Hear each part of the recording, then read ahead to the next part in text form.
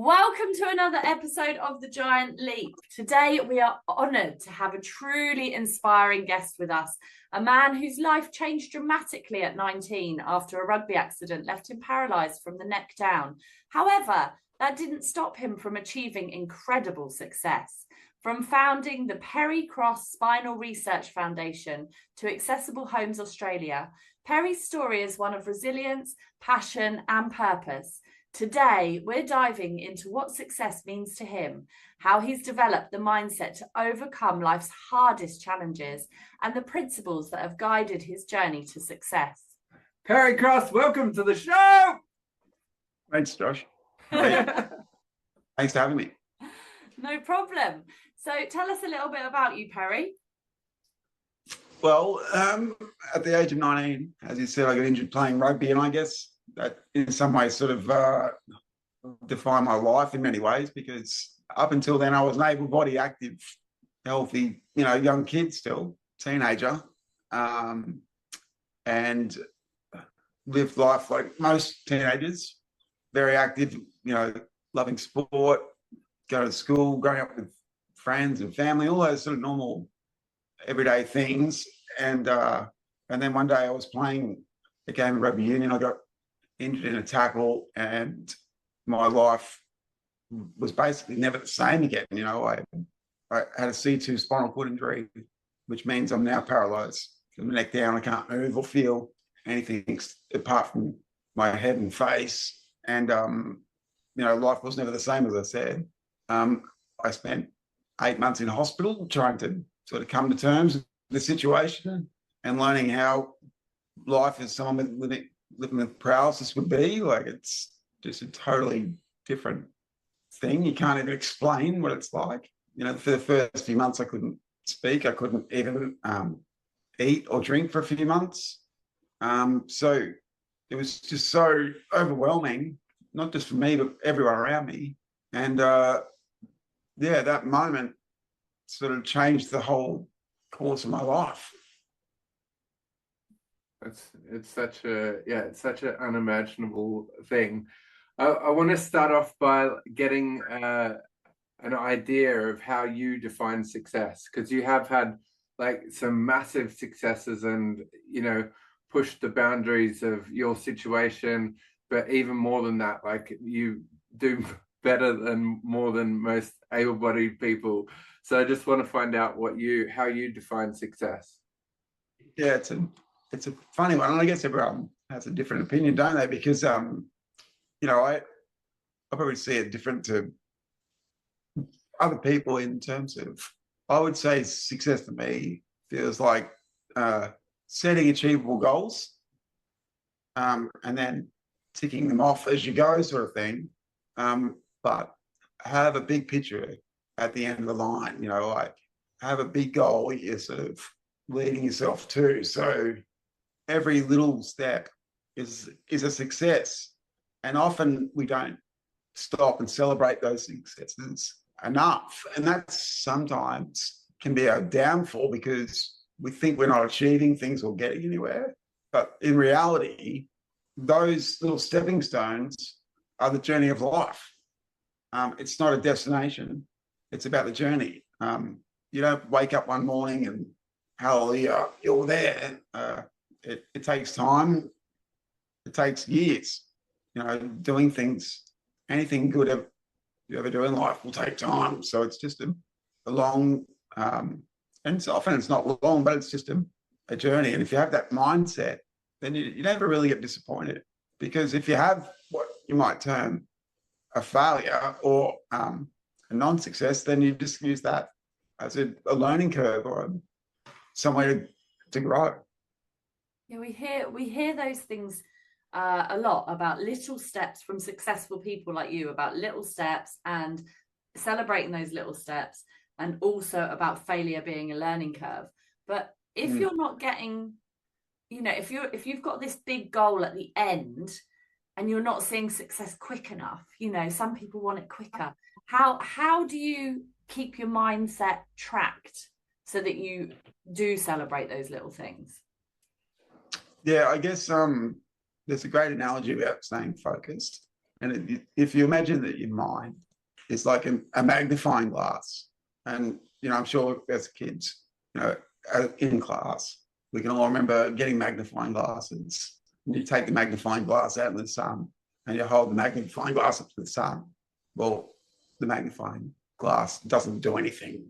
But as soon as you get that magnifying glass and you focus it on an object, and you have that power going through the magnifying glass, like our minds, our brains, and you focus on that object, and you get in that right sort of sweet spot of being focused, not too focused, not too little focus, then that magnifying glass has power.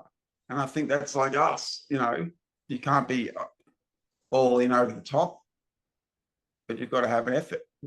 You've got to be committed, and you've got to find that sweet spot. And that's when you've got power.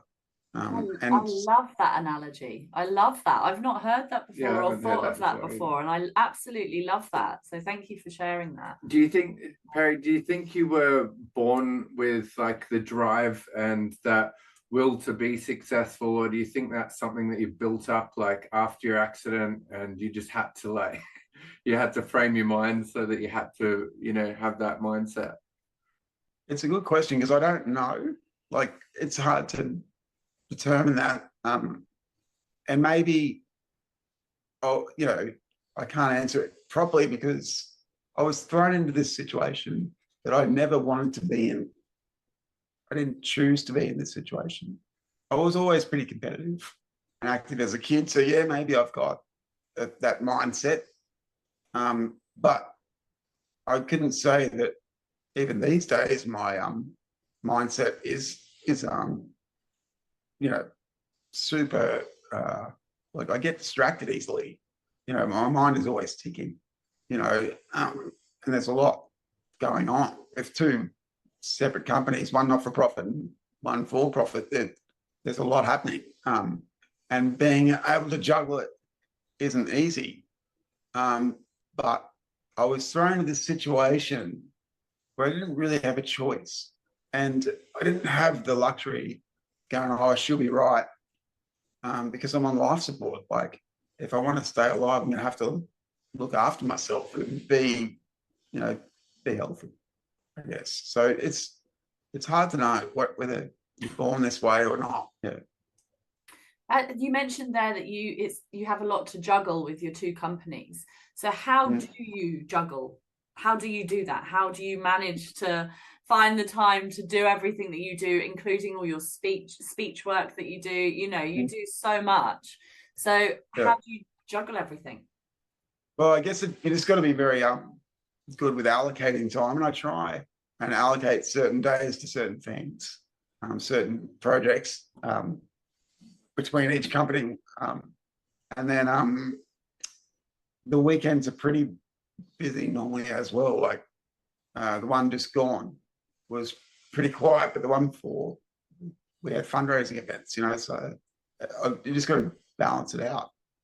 This weekend is pretty quiet, but the week is there's stuff on every day and in different towns and we're moving around a fair bit, so there's a lot happening. But you just got to make sure that you're sort of prepared, planning ahead. The calendar for me is already full and planned out to February sort of thing, so or March basically. Every day is sort of something happening, so you just know where you got to be and what you got to do. So it can be a juggle. I've got to say, on top of that, I have a brilliant team of people around me. Like, it's not a one-man band, and by any means, of course. I always say I'm the good-looking guy. It just is the face of the businesses, but because I have people doing lots of different things, and obviously being good at delegating helps as well. I have a great chairman at my foundation. I have a great foundation manager. I have a fantastic, the gentleman who is chairman of my foundation is also the chairman of the board of our accessible homes company. So we work well together. So it's handy to, when you find good people you work well with, stick with them, so, and that helps the team. But yeah, there's a lot of people behind the scenes. There's 35 researchers who work in a laboratory, and they're not, directly answerable to me, but we've been responsible for creating their jobs. So, there's a lot of people and a lot of moving parts. Has that taken time finding the right people, to kind of make the whole engine work? Yeah, it does. But what I find, Josh, is when you find people, you got to stick with them, and there'll be days where you go, I'm frustrated or pissed off or angry. But you can't take it out of the people. That's what's hard. You got to look after your people, because they're, without people, we don't have anything. Yeah. They're your glue in a sense. So you just got to be careful that you direct your frustrations in the right way. And, tomorrow things will get better. It's not like it's always just uphill or downhill. Yeah. And how important is mission to success? Like you're saying that you work weekends and that kind of thing. And I'm just thinking, like, for us, we also work weekends, but we're on kind of like a mission. It doesn't always seem like working. So we're able to, really put our energy and disperse that over a long period of time and work a lot. People would think we work a lot, but we don't feel like we work at all. So how important is mission to success? It definitely is, but you nailed it, because I don't feel like I've worked a day. I love what I do. Yeah. I call it that just so that people understand what I'm talking about. But I love what I do. It's fun. I enjoy it. One of our company missions is we'll only ever do this and continue to do it while we're enjoying it, while it's still fun. When the fun stops, let's get out. Yeah. Because it's not worth doing it. You should only do things ever in life that are fun, and then the rewards come with it. You don't start things because you want to get paid. You start things primarily because you've got a purpose and a mission, and as a result, people and resources come your way. Yeah. And sometimes that's money. Yeah. On your hardest days, what keeps you going? What thoughts or strategies help you push through the difficult moments? Yeah, knowing that it won't last forever, like just thinking to yourself, okay, well, we're in a sticky situation. It's not ideal. It's not going to plan, but it will change. It will work out. And I think that comes with experience, just knowing that I've been here before, something didn't work out like I thought it would. You can overcome your challenges and obstacles just by being focused, staying committed, and don't be too hard on yourself, probably. Have you got a story where that's happened, like an incident where it's been really difficult for you, and then you've overcome it? Is there a moment in your life that sticks out? There's been instances of all sorts of different, sort of short moments in my life, or longer moments. But I mean, some of the shorter moments, I remember. I tell a pretty sort of renowned story about traveling overseas for the first time, and my first sort of mission to travel was to meet Christopher Reeve, the late sort of man actor at the moment. There's a new documentary out about his life. Well, he was injured 12 months after me in a horse riding accident. And I won't really spoil the story for people that haven't seen the movie that's out at the moment in cinemas, but he came off a horse, got injured, and my passion sort of grew for medical research not long after getting a spinal injury. And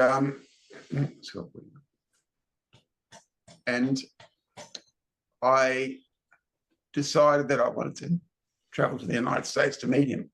And at the time, he was a famous Hollywood actor. He was a Superman actor when I was a kid. So he was like the most invincible Hollywood actor anywhere. Yeah.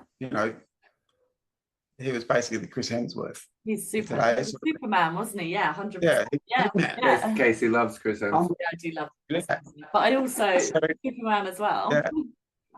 So, and where I'm going with this story was that our doctors had always said, you'll never be able to fly, you know, you can't do that.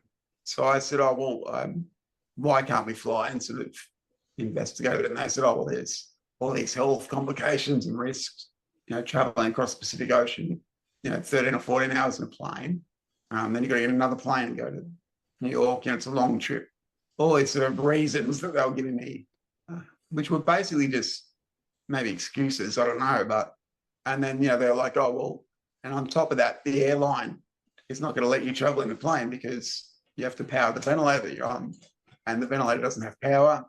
This is back in the mid-90s, so it's time to change a lot now. You can actually charge your mobile phone on a plane these days. Yeah. So anyway, we tic-tac with the airline and the health professionals. I convinced my GP that I was in a fit state to travel. He gave me some precautionary, you know, things to do for the flight. Qantas were good enough to get an engineer to wire some power into my plane seat, literally, which is what they would do, you know, when they're building the planes now. But he was doing this as we're on the tarmac boarding the plane. Oh my gosh! Because the plane had just flown from LA, and they turn it around and go back to LA. So the engineer's putting power into my seat. We get on the plane, we fly to the States. I get to the meeting with Christopher Reeve, and the first thing he says to me is, how did you get here? And I said, well, we flew.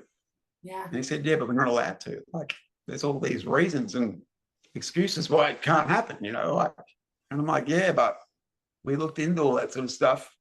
We sort of dealt with all those issues. We spoke with the airline, they were willing to help. And we've overcome all those challenges and obstacles. So my claim to fame in life now is I'm the guy that taught Superman how to fly again, because I love that.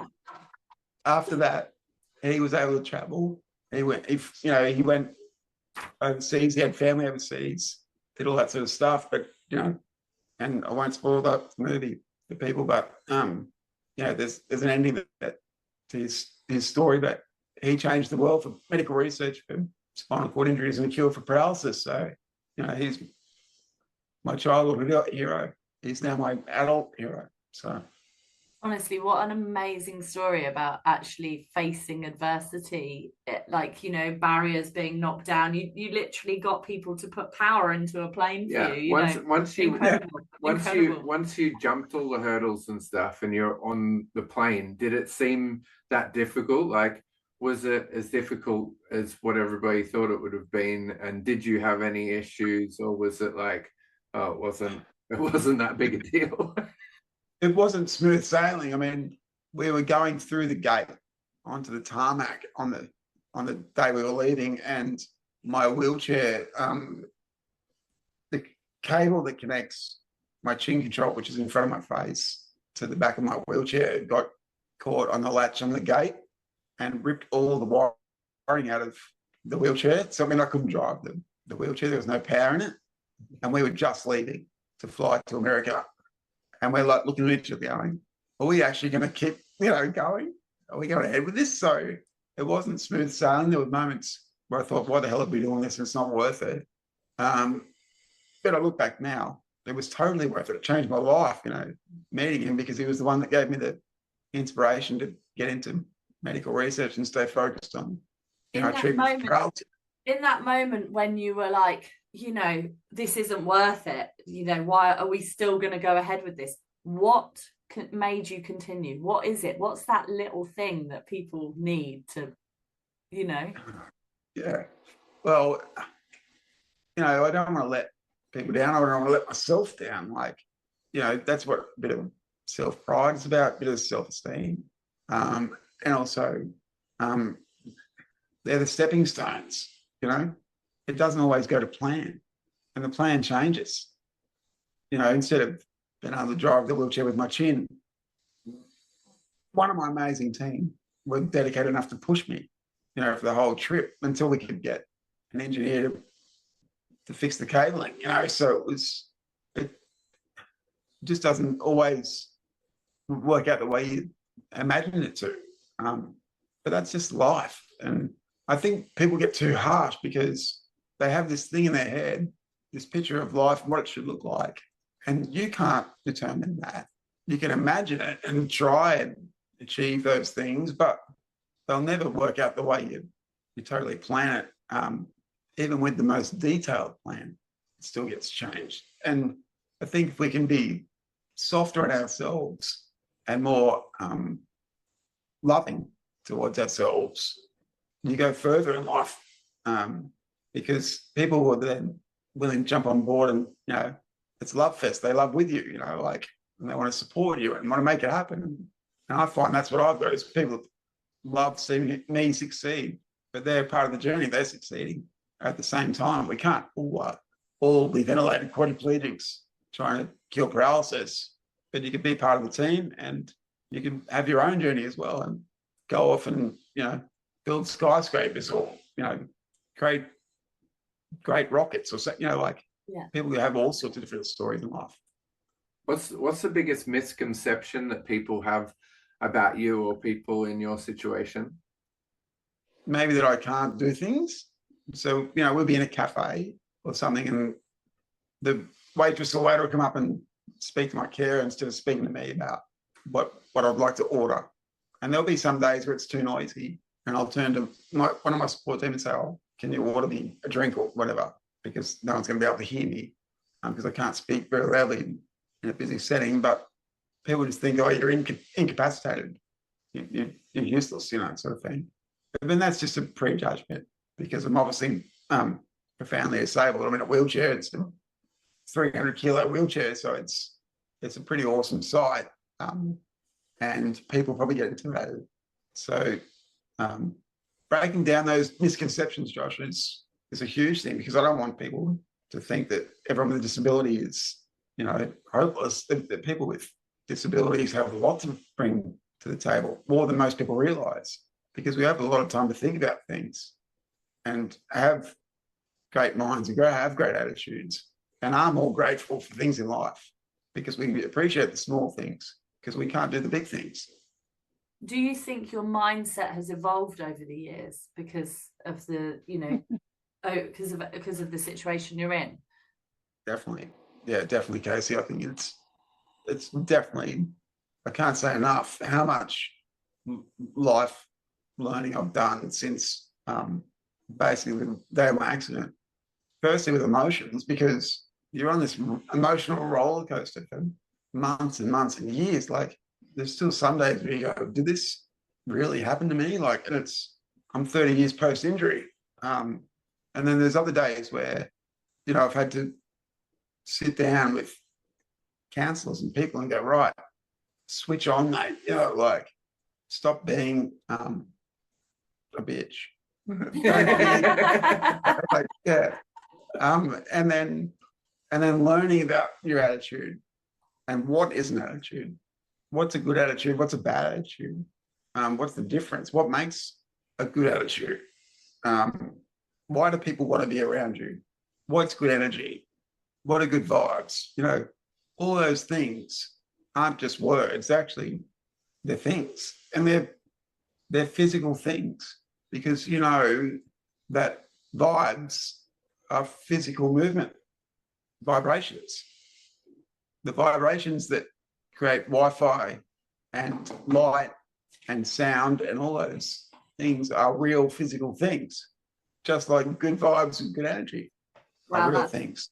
I love that. I've actually written that down. Vibes are physical things. Like I have never, ever correlated the fact that good vibes are physical because vibrations are physical. Yeah, 100%. So thank you so much for bringing that to my attention. I'm sure the listeners will that's a penny drop moment there. When it comes to movement and stuff, like lots of people get their self going and stuff by exercising, and you do physical therapy, but it's a whole different thing. But how does your physical therapy, does that help your mindset? And was there a time before where you didn't do the physical therapy, and has that kind of changed you, like, you know, getting out and getting movements and using your body? Yeah, definitely. Because there's a long period of time post injury where I didn't do any rehab because it wasn't available. There was no such thing, and it wasn't encouraged. And it's only been in the last sort of, I can't put a finger on, really, about 10 or 15 years maybe, that really good rehab, specialized rehab facilities for people with spinal cord injuries have been available. Like prior to that, it just didn't exist. There wasn't much good equipment. People didn't have the expertise, the trainers, the exercise physiologists, and the physiotherapists. So they weren't really into it. It's a growing market. So now there's a big market in Australia, the US, Europe. It's, you know, it's sort of taken off and it's a thing now. And that be a game changer for me, because it means I can basically go to the gym like anyone else would go to a gym, except my gym is sort of purpose designed and has specially built equipment to suit my impairment in a sense. So that has been a huge asset, because now I have the ability to make sure my physical health is good, which allows my mental health to be strong. And yeah, I mean, maybe in the last 10 or 15 years, there's no coincidence we've been doing bigger and better things. Don't know. And on the dream of, like, did you and do you still have the dream of being able to walk again, or is it more like you want to be the person that really helps others have the ability to do that? Yeah, it's a good question. And I've just come from a meeting, you know, it's night time here in Australia, and I've just left our university meeting tonight. There was probably 100 or so people at the meeting, and their family and friends, people with spinal cord injuries, talking about the way our human trials will roll out and who's eligible and how participants will be selected and all this sort of stuff.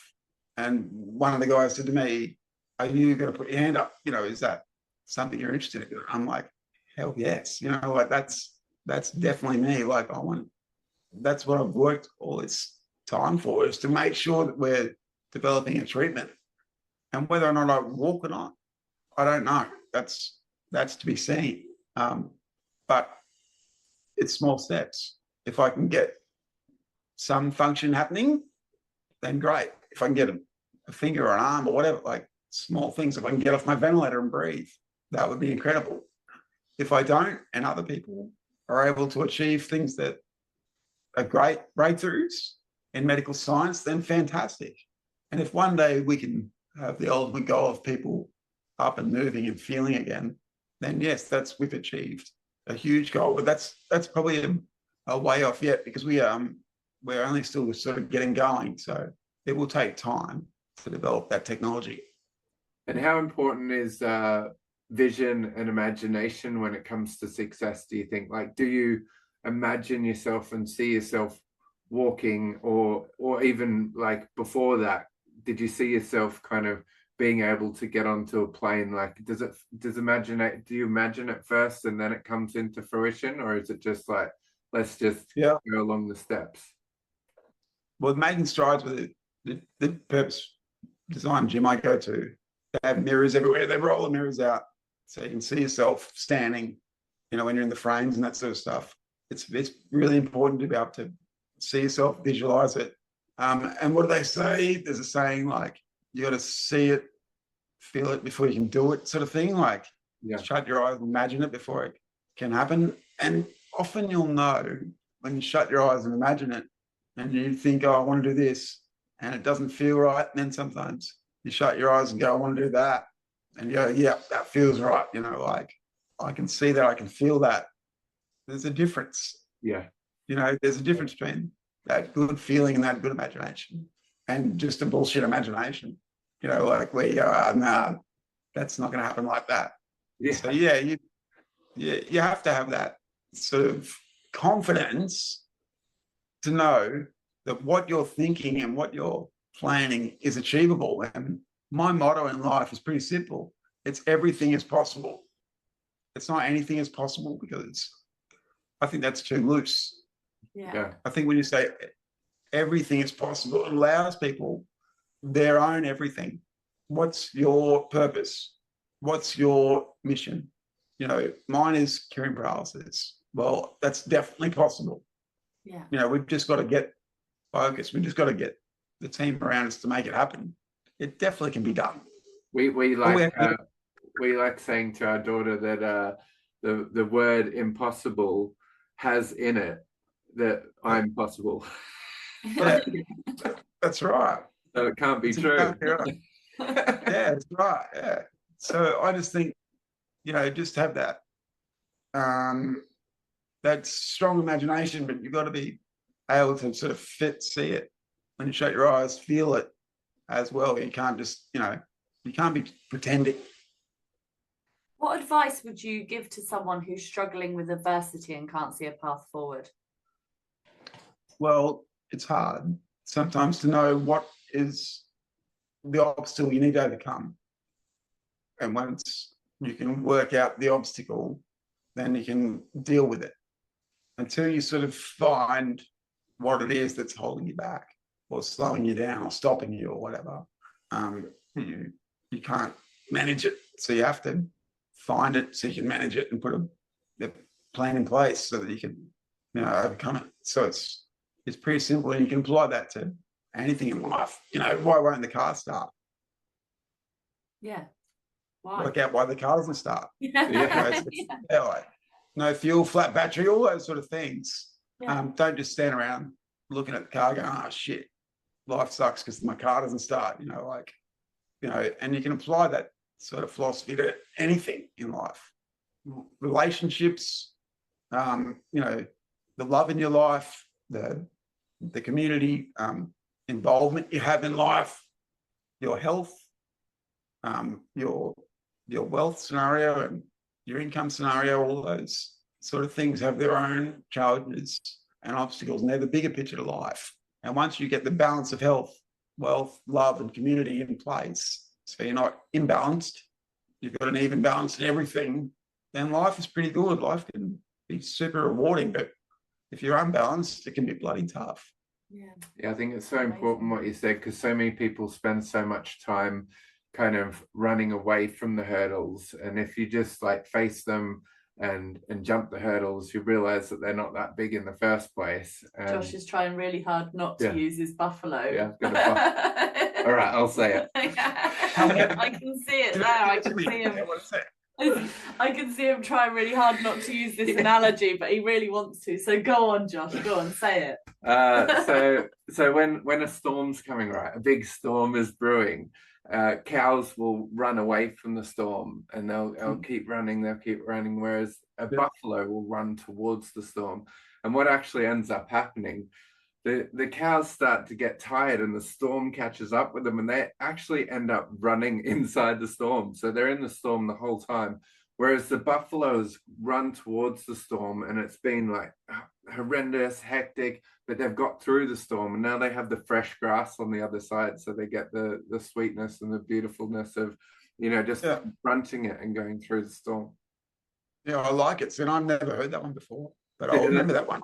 You know, and I think with analogies, you can't say them enough in life, because often you'll repeat them. Someone else has heard them. They're, oh yeah, mate, okay, I've heard it.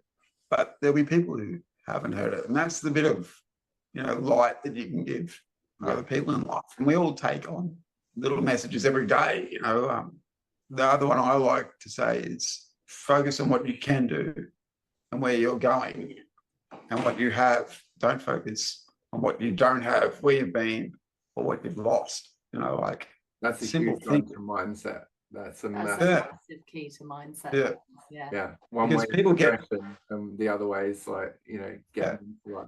Yeah, that's right. Like some people are really good at being focused, but they focus on the negative all the time. Yeah. And they're like Debbie Downers in the team, you know, like, why are you bringing up all this negative stuff all the time? Let's focus on the good things, you know, like, and what we can do together and where we can go and how well we are, not how bad we are, or what's wrong or where we've been, you know, that sort of stuff. So it's, yeah.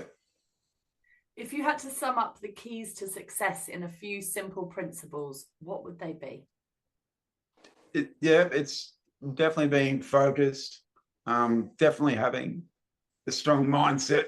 I think people focus a lot on physical health, which is super, super important. You have to be physically well because that's your transport for your head. But your head is where it's all happening. That's your mindset, your mental health. That's the game that you really need to get straight, and you can't have one without the other. So they both need to be in good form so you can be in good form yourself. So, and then be open-minded, like don't shut yourself off to ideas. As a young guy, I think I was probably a bit too close-minded. The older you get a bit wiser, you get a bit more open-minded, you're more open to different ways of doing things, because you get too set in your way, and you don't want to be that, because you get that hard plasticity in your mind, and you want to have the soft plasticity in your mind and be, as I said, open-minded. People that want to follow your journey and see what you get up to, and maybe even support the things that you get up to, how can they find you? Yeah, pretty simple. So we've got 2 websites, for one for each organisation. So accessiblehomes.au is our housing one that we build, wheelchair accessible houses that are fully kitted out with assistive tech, voice control, everything, open and shut doors, turn on lights and TVs. Are you in one now? Yes, I am. Yep. So I can control my whole house just by using my voice. So that's amazing. The future for that technology is only going to get better and better. And then the other one is the foundation, the Pericross-Spinal Research Foundation. Our website for that is pcsrf.org.au. And, we're fundraising to grow our human trials bigger and better. So far, we've fundraised for 30 people to be participants in our trial. But I want to see this thing grow, and I want to see the technology keep evolving. And I think, I'd love to see a trial of 100 people. Yeah. I'd love to see a trial of 1,000 people all over the world one day. And then we have a treatment that can be rolled out in every country for everyone living with paralysis. That's amazing. Josh will put all of the links in the show notes.